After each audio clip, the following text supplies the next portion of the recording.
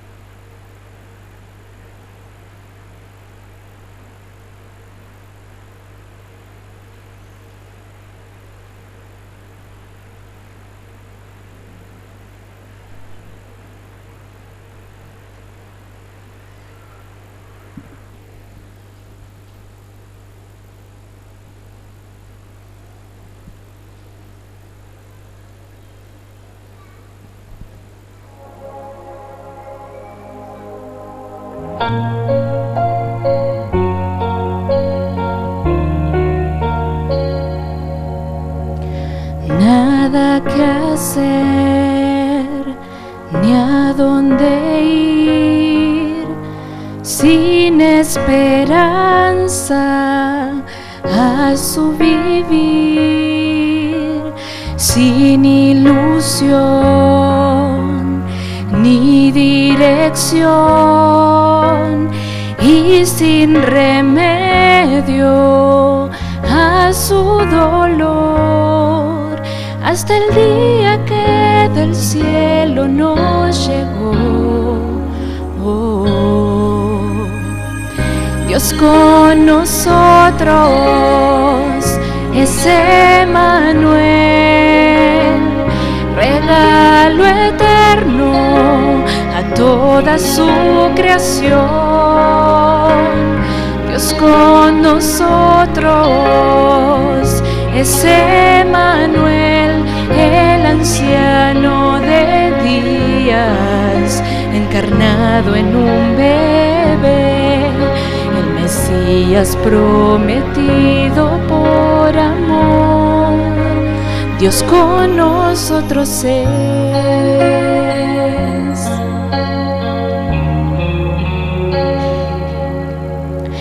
Vimos la luz y el resplandor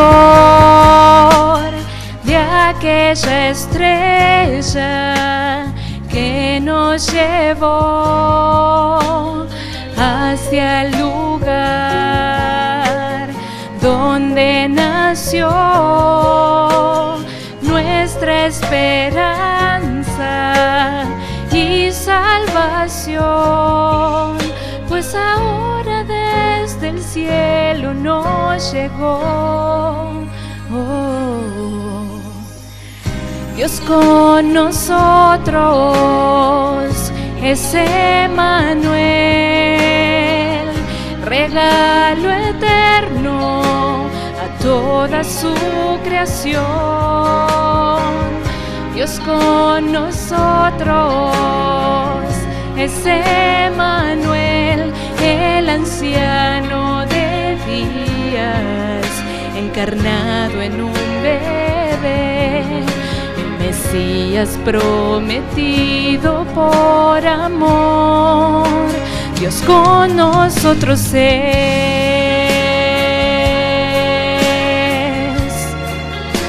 Dios con nosotros es.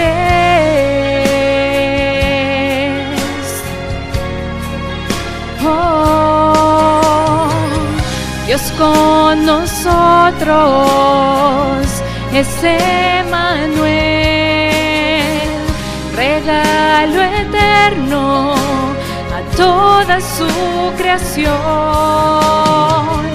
Dios con nosotros es Emmanuel, el anciano de días, encarnado en un bebé, el Mesías prometido por amor.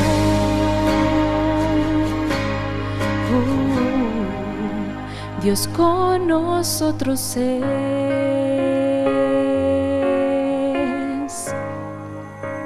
Dios con nosotros es,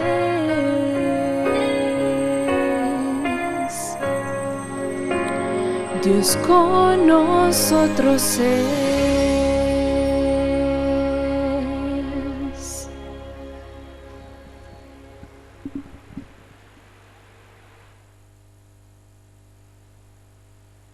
¿Cómo están ustedes? Gusto poder acompañarlos. Estamos prácticamente llegando al final de las presentaciones que hemos tenido aquí en la Iglesia del Parque. Agradecemos mucho la invitación.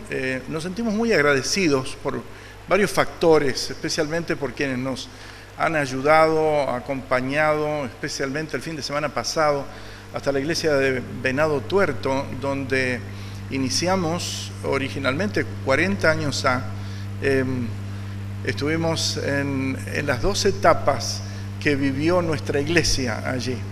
Una en la cual, habiendo llegado a la población, no había ninguna manifestación de fe allí, en dicha población. Y cuando terminó el ciclo de conferencias, quedó una iglesia establecida. Y realmente cuando vi a los jóvenes esta mañana aquí dando testimonio acerca de lo que están haciendo, quiero decirles que es hermoso escuchar esas noticias y poder participar de las mismas, porque eso nos está hablando de una iglesia que está en crecimiento, de una iglesia que se proyecta, de una iglesia no solo que cree la verdad, sino que la comunica, y la comunica con la agilidad de la juventud y también con el deseo de expandir la fe. Y eso es realmente maravilloso. Cuando hace unos meses atrás estábamos con mi esposa y mi hija en Villa Aurora, en Florencia, Italia, veíamos una comunidad de fe pequeña, pero también con deseos de proyección. Y quiero decirles que cuando veo el número de jóvenes que hay aquí y de lo que están haciendo, no puedo menos que decirles felicitaciones, ánimo y adelante en lo que están realizando, porque de esto es de que depende la vida de la fe. Vamos a concentrarnos en los momentos que nos restan en la reflexión temática que tenemos para hoy. El día jueves estuvimos visitando acerca de la persona de Dios en el Antiguo Testamento. En el día de ayer, anoche, estuvimos viendo la transición de ideas entre Antiguo y Nuevo Testamento. Y en la mañana de hoy vamos a visitar el Evangelio de Juan. Vayamos al Evangelio de Juan. El Evangelio de Juan es un evangelio muy especial, es un evangelio sumamente interesante y apropiado para esta reflexión, especialmente sobre la persona de Dios. Y en el Evangelio de Juan, en el capítulo 14, son algunos de los puntos que nosotros vamos a estar viendo y analizando en la presentación de esta mañana. El Evangelio de Juan tiene algunas características que son atrapantes, que son interesantes. Cuando transitaba en mi colegio secundario en un vecino país que tiene características diferentes en las manifestaciones de fe, en el cual prácticamente quizás un 60% de la población fácilmente puede ser agnóstico o atea, y recibía clases en el secundario de literatura por un profesor agnóstico que puso dentro de su currículo de literatura de tercer año secundario el libro de Juan. Me llamó muchísimo la atención que él se detuvo a considerar el Evangelio de Juan, especialmente en el capítulo 1, prácticamente durante 3 clases seguidas. Y quiero decirles que me resultó sumamente interesante. Fue el primer posiblemente acercamiento intelectual al Evangelio de Juan desde una perspectiva diferente a la que había tenido. Y una de las cosas que uno aprende del Evangelio de Juan es justamente ese punto que lo caracteriza: la sencillez y la profundidad. Sencillez y profundidad. Juan tiene esas dos características. Y esa es la razón por la que cuando los estudiantes de teología visitan ese puente de dificultad, llamémoslo bondadosamente así, que son las lenguas muertas, y tienen que enfrentarse con hebreo y griego, para facilitar la lectura primera de los textos en griego, uno de los primeros documentos bíblicos con los que un alumno normalmente de teología se enfrenta es con el Evangelio de Juan. Y tiene justamente esas características. Sencillo. Es sencillo porque Juan está pensando, reflexionando, recibiendo la inspiración divina en su idioma original y lo está vertiendo, lo está transmitiendo en un idioma que no es el propio. Y toda vez que usted está vertiendo ideas en un idioma que no es el propio, si bien en el mismo idioma debe ser cuidadoso, en uno que no es su idioma natural es extremadamente más cuidadoso que con el original.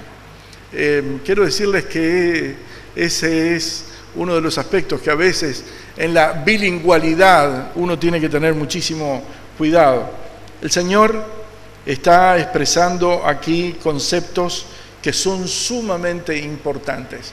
Y es muy importante, antes que nos introduzcamos directamente en el capítulo 14, los versículos 1, 2, 3 y más, que habremos de ver en esta mañana, quizás visualizar un poco el contexto. Jesús está a punto de separarse de los discípulos. Los discípulos de él que lo acompañaron durante todo su ministerio, en muy poco tiempo habrían de salir del lugar donde se encontraban, posiblemente ir hasta el Monte de los Olivos, quizás hasta el Getsemaní, y ese sería el momento en el cual el Señor habría de dejarlos y habrían de confrontar en instantes uno de los momentos más críticos en la vida discipular de ellos hasta ese momento. Y aquí viene algo que es conmovedor de parte del Dios al que adoramos. Algo que es sensible a ser visto, analizado con espíritu abierto por el hecho de que anticipando esos momentos, manifestando amor, preocupación, el Señor comienza a decirles: no se turbe vuestro corazón. La palabra original implica esa agitación de la palpitación cardíaca. Es lo que está involucrado en el griego original. No se turbe vuestro corazón, dice el Señor. Creéis en Dios, creed también en mí. En la casa de mi Padre muchas moradas hay. Si así no fuere, yo os lo hubiera dicho. Voy, pues, dice el versículo 2, a preparar lugar para vosotros. Y si me fuere y os preparare lugar, vendré otra vez y os tomaré a mí mismo, para que donde yo estoy, vosotros también estéis. Todo lo que nosotros encontramos en esta iniciativa del Señor Jesús está destinado a darles certeza, a darles seguridad a los discípulos. Una seguridad que no tiene para sí mismo, la está transmitiendo para ellos. Pero es interesante el contexto en el cual se va a desarrollar, se va a fundamentar esta base de fe que les da allí a ellos. El verbo creer, el pisteuo bíblico griego está allí. Creéis en Dios, crean también en mí. Es prácticamente un imperativo el que nosotros encontramos. Algunos discurren entre la posición de un presente continuo a un imperativo, pero básicamente el resultado es el mismo. Y entonces les está diciendo: en la casa de mi Padre hay muchas moradas. Eso no debe preocuparnos para el cielo. A veces nos puede preocupar aquí en la tierra, pero no para el cielo. Y el Señor le está diciendo eso a ellos. Si así no fuera, yo lo hubiera dicho. Voy pues a preparar. Él dice eso. Él ha de preparar el lugar para vosotros, para que donde yo estoy, vosotros también estéis. Nuevamente el reinicio de ese lazo vinculativo se establece en la esperanza que comienza a entrelazar la comunicación entre el rabino y sus discípulos y los discípulos con el rabino. Y obviamente aparecen, y voy a quizás omitirlo por el avance del tiempo de esta mañana, algunas de las características que nosotros encontramos en los versículos 5, 6 y 7, que nos habla de una manera tan clara de que incluso pronunciando estas palabras, no había nada que detuviera el diálogo entre el Señor con los discípulos. Espontáneamente aparecen las preguntas, espontáneamente responde el Señor. Es algo que nosotros vemos en los usos rabínicos, especialmente de este diálogo sobre algunos aspectos importantes. Y allí en ese diálogo el Señor revela uno de los grandes yo soy. Ayer en la noche estábamos analizando justamente uno de los puntos preponderantes en el Evangelio de Juan, y es el uso del yo soy, la conexión con Éxodo, el capítulo 13, el versículo 14, solo que aquí está indicando yo soy el camino, la verdad y la vida. Ayer reflexionábamos y decíamos que todas las veces que aparece el yo soy en las Sagradas Escrituras, y especialmente en el Evangelio de Juan, está respondiendo a una necesidad fundamental de nuestra vida y que Él, nuestro Dios, es capaz de satisfacer. Yo soy el pan, yo soy el agua, yo soy la puerta de las ovejas, yo soy. Y antes de que Abraham fuese, dice Él, yo soy. Debió haber dicho quizás yo era, pero definitivamente el texto está forzado a la presencia permanente de alguien que reconoce coeternidad con el Padre y que está reflejado allí en ese yo soy que nosotros encontramos nítidamente presentado aquí en las Sagradas Escrituras. Pero está por anunciar algo, y es importante eso. El que Él no iba a estar, que habría un lapso de ausencia. Y seguramente la pregunta comienza a aparecer: ¿quién estará ahora con nosotros? ¿Quién habrá de acompañarnos? El Señor les dice en el versículo 15: si me amáis, guardad mis mandamientos. E inmediatamente encontramos que señala el otro aspecto. Dice: y yo rogaré al Padre y os dará otro consolador, para que esté con vosotros para siempre, el Espíritu de verdad, al cual el mundo no puede recibir porque no le ve ni le conoce, pero vosotros le conocéis porque mora con vosotros y estará, dice el texto, con vosotros. El consolador aquí es anunciado, el Parácletos, aparece aquí presente en el versículo 16. Pero definitivamente vean ustedes cómo triangula la relación. Rogaré al Padre y Él os dará otro consolador.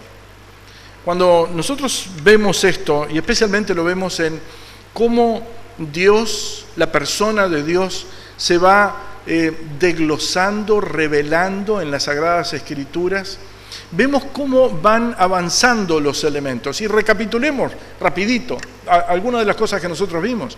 En la semana básicamente no lo citamos, pero en el libro del Génesis nosotros encontramos que Dios aparece en el orden de la creación y es el primer nombre. En el principio Dios crea los cielos y la tierra. Y vemos inmediatamente que el Espíritu de Dios está en la creación. Y también aparece insistentemente en el libro del Génesis el hecho de que crea el Señor a través de la palabra, lo cual lo vincula con justamente la parte introductoria del Evangelio según San Juan, donde la palabra es Dios y es creadora. Y aquí encontramos que estalla la presencia divina como fuente de consuelo en el momento de perturbación para la fe de los discípulos. Y ese es un aspecto que nosotros debemos tener en cuenta. ¿Por qué? Porque de la misma manera que los discípulos en el pasado tuvieron problemas y tribulaciones y dificultades, nosotros en nuestra vida espiritual habremos de tenerla, no nos han de faltar. A veces cuando pensamos que la vida de la iglesia y la vida de la fe es segura, de pronto comenzamos a notar que hay fuerzas sociales, situaciones y movimientos que se inician socialmente, se inician fuera de la iglesia, no están planificados que se introduzcan, pero se introducen dentro de la iglesia y vienen de la estructura social, no vienen del mundo, no están en la óptica del descubrimiento de algo que es una práctica desconocida de la vida de la fe. Y de pronto esas corrientes que están en el mundo penetran. Hace relativamente poco tiempo algunos estudiosos de los Estados Unidos llamaban la atención de cómo movimientos como el movimiento homosexual está golpeando las puertas de las iglesias, está alterando la vida religiosa de las iglesias para siempre, está creando cismas dentro de las iglesias. Y definitivamente a veces pensamos o creemos a la distancia y cuando viajamos nos dicen, bueno, ese es un problema que está ocurriendo allá. Es un problema, lo ubican geográficamente. Sin embargo, quiero decirles que cuando lo analizamos, muchos pensaron de esas mismas denominaciones que ese problema nunca los habría de alcanzar hasta que finalmente golpea a la puerta. Y quiero decirles que las tribulaciones, las dificultades no son meramente las persecuciones que podemos llegar a anticipar. Algunas están llegando a golpear nuestra comprensión de nuestra fe, el entendimiento de la Escritura, la forma en la cual interpretamos, exegisamos la Escritura, la forma en la que hacemos la hermenéutica bíblica. Y esos corrientes, esas posiciones realmente están comenzando a golpear puertas de nuestra iglesia. El Señor a todos por igual nos dice: no se turbe vuestro corazón. Creéis en Dios, creed también en mí. Las promesas del Señor permanecen incluso por encima de todos esos aspectos que están, atrapando la reflexión de pensadores, teólogos, reflexólogos dentro de la iglesia. Y en la promesa del Señor allí está y permanece para todos nosotros. Pero vean ahora que Él revela algo en relación con la divinidad. Y aquí en el versículo 16 lo plantea de una manera clara. Dice: rogaré al Padre y dará otro consolador. La palabra, el parácleto que habla allí, lo encontramos en el Evangelio de Juan y también en la Epístola de Juan. Si ustedes van a la Epístola de Juan en el capítulo 2, versículo 1, posiblemente ustedes lo puedan rememorar de memoria rápida, cuando dice que si alguno hubiere pecado, abogado tenemos para con el Padre, a Jesucristo el justo. ¿Recuerdan ustedes? Es la misma palabra, parácleto, es la palabra que se utiliza aquí. Y definitivamente la composición del uno y el otro nos está diciendo algo interesantísimo en relación con la divinidad, y es que hoy en día podemos verlo de esta perspectiva. Tenemos un abogado intercesor en el cielo y tenemos uno con nosotros en la persona del Espíritu Santo. Y definitivamente ese aspecto es fuente de consuelo, de fe, de tranquilidad. Pero vean cómo desarrolla el planteamiento aquí. Dice: rogaré al Padre y os dará otro consolador, otro. Alos es el vocablo. El griego utiliza un par de vocablos para indicar alteridad. Uno es el vocablo heteros,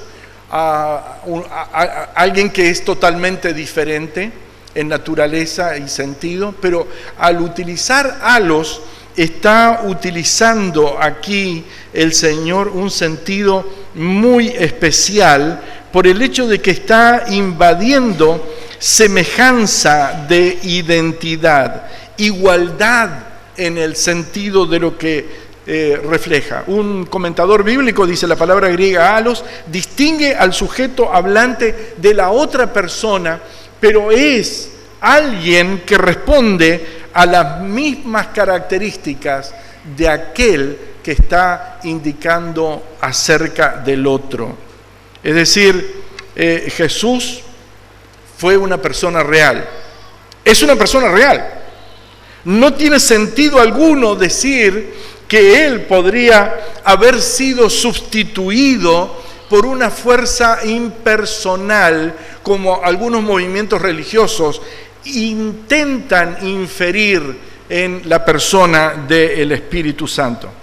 Quienes niegan la persona del Espíritu Santo llegan a esa conclusión, pero cuando nosotros vamos a los pronombres personales y al sentido que tiene este vocablo, desmienten definitivamente esa postura. El consolador que está siendo presentado aquí está en el mismo nivel que la persona del Señor Jesucristo. Es la misma palabra, parácletos, y es alos, no heteros, el que se utiliza aquí. Por lo tanto, cuando nosotros podemos quizás diagramar en nuestra mente lo que Él dice, y dice: rogaré al Padre, el Señor está diciendo: yo no soy el Padre. El Padre es Dios, yo soy Dios, pero no soy el Padre. Y Él os dará otro consolador. Ese otro consolador está en el mismo nivel que el Señor Jesús, y es Dios también, como Él es Dios. Porque si hay un elemento fundamental en el Evangelio de Juan, es demostrar una pregunta. Y lo mencionábamos en el primer culto, en el primer tiempo de esta mañana. Cuando vamos al Evangelio de Juan, posiblemente el gran interrogante es, que se responde en el Evangelio, ¿quién es Jesús? Y desde el principio él lo dice, en el principio era el Verbo era con Dios, el Verbo era Dios. Todas las cosas, dice el texto en el versículo 3, por Él fueron hechas, sin Él nada de lo que ha sido hecho fue hecho. Sin Él es causa, no consecuencia. Él es hacedor, no hecho. Él es causa necesaria de la existencia, pero no una consecuencia. Y eso está claramente planteado. A veces nosotros nos encontramos que en diálogos interconfesionales con algunas personas que niegan la divinidad del Señor Jesús, cuando vamos al versículo 3, ahí en ese texto lo vemos de una manera clara. Pero quiero decirles algo, el Evangelio de Juan prácticamente a voces nos está planteando eso. Lo responde a través de prácticamente todas las primeras partes introductorias que nosotros encontramos. Y ayer invadíamos, y lo repito quizás ahora, en beneficio de aquellos que no estuvieron, que cuando Juan plantea los actores que van desenvolviendo la respuesta a esa pregunta fundamental, cada uno de ellos va diciendo algo acerca de la persona del Señor Jesucristo. Y va diciendo de la divinidad del Señor Jesús. Pero ojo, esa divinidad del Señor Jesús es importante tenerla en cuenta, en reserva en nuestra mente, porque aquí cuando dice que les dará a los parácletos otro consolador, está diciendo que el que viene es igual que Él. Y cuando hacemos la composición de voces y le preguntamos, por ejemplo, a Juan el Bautista, allí en Juan 1:29, ¿quién es Jesús? Él lo dice, he aquí el Cordero de Dios que quita el pecado del mundo. Lo equipara como la fuente de providencial de perdón patrocinada por el Señor. Cuando Andrés se presenta a Pedro, le dice, hemos hallado al Mesías, que significa el ungido, del cual viene el vocablo Mesías, que traducido es Cristo, o Christos en griego, del cual viene Cristo en español. Juan lo vemos en el caso de Natanael, cuando dice, tú eres el Hijo, Rabí, tú eres el Hijo de Dios, tú eres el Rey de Israel, versículo 49 del capítulo 1. Y de hecho, posiblemente una de las voces más francas y transparentes en el principio lo encontramos en aquel rabino que vino de noche a Jesús.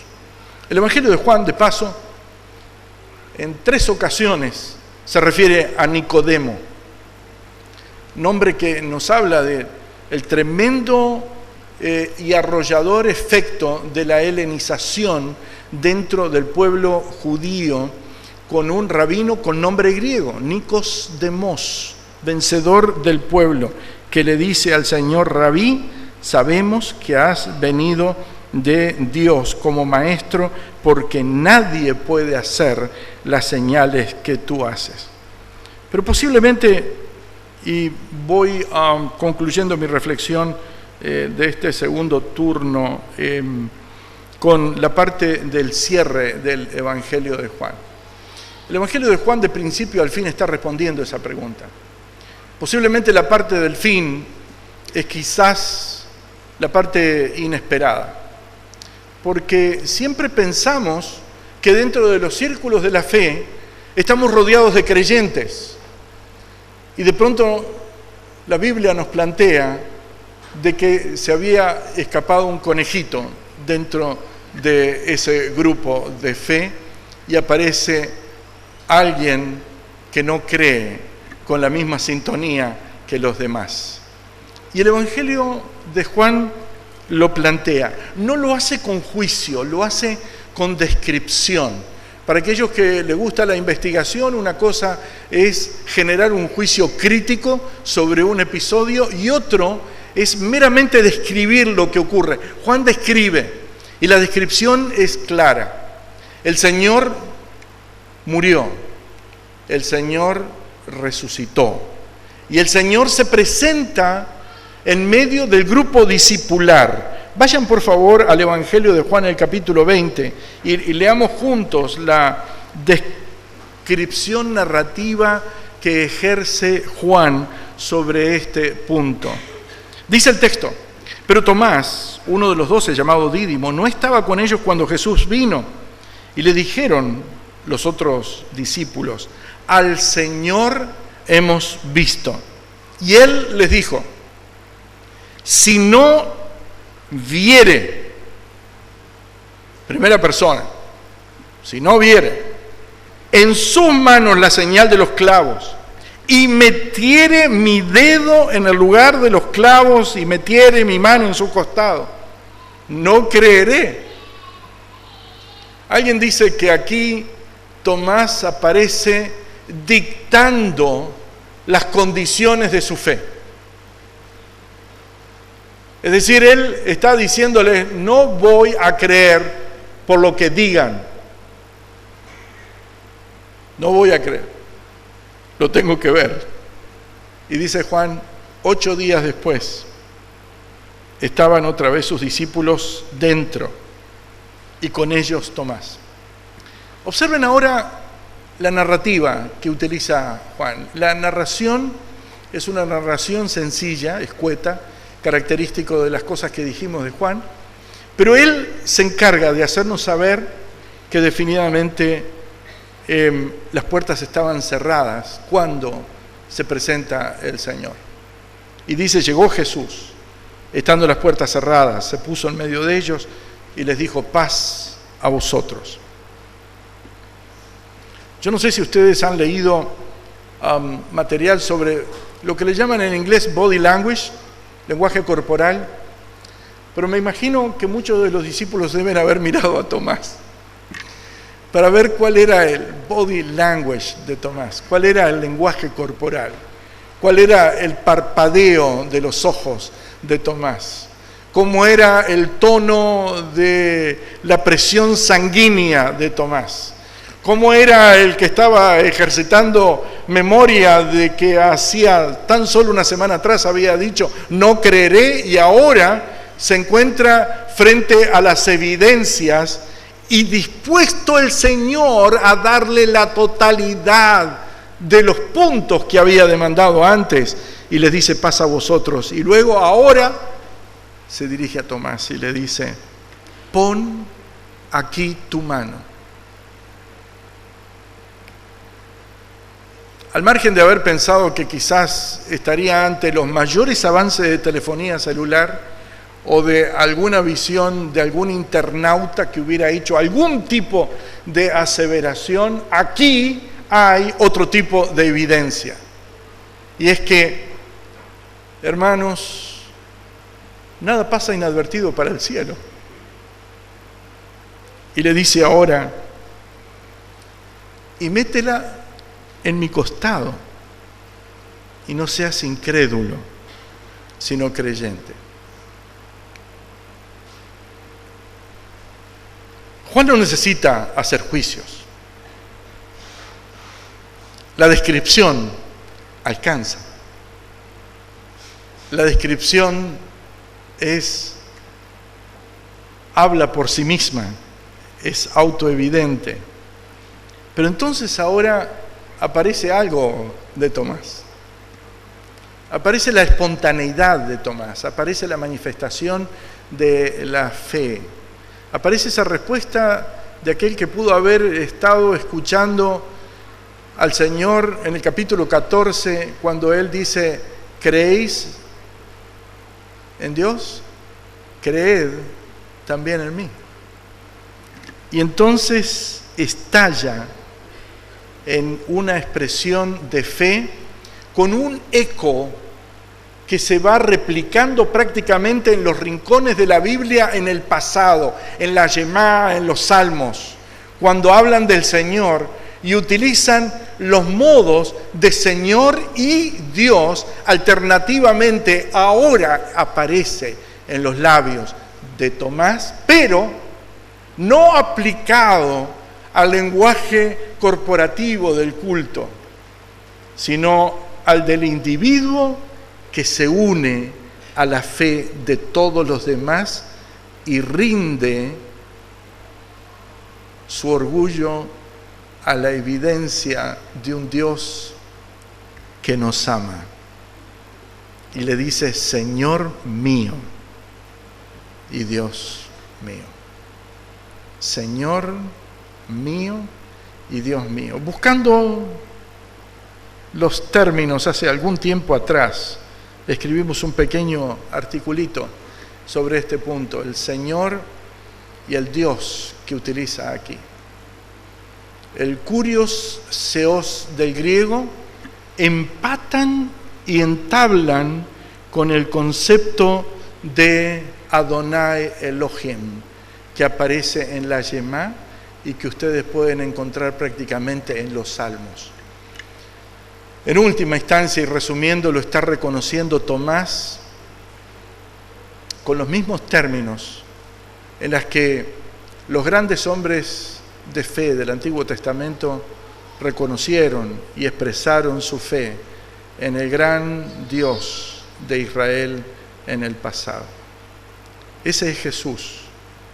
Y Él nos ha dejado al Parácletos, al otro Consolador, uno que es igual a Él, para que esté con nosotros para siempre.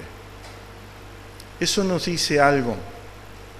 Nos dice que tenemos un Dios proveedor, un Dios amante, un Dios que nos cuida, un Dios que piensa en nosotros para los tiempos de tribulación y de prueba, un Dios que avisora momentos difíciles para el futuro de nuestra vida de fe, pero que para ese tiempo de dificultad nos da la promesa de su presencia, ese que dice, estaré con vosotros para siempre. Que Dios nos bendiga, es mi deseo y oración en esta mañana.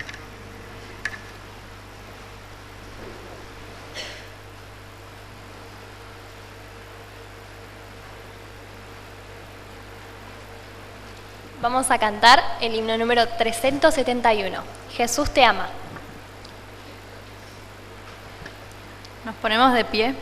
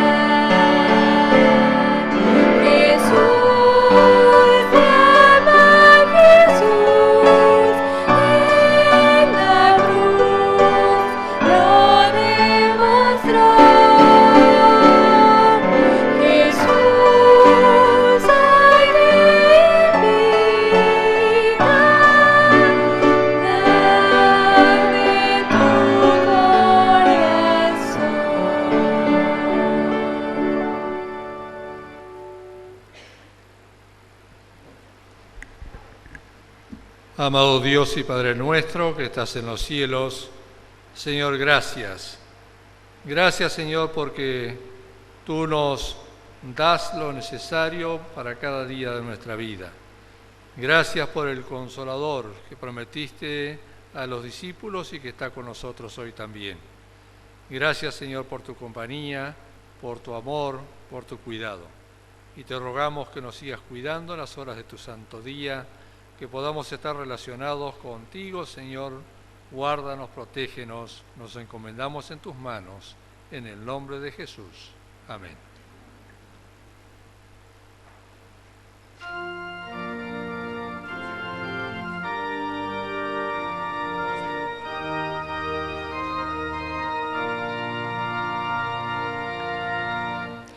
La vida de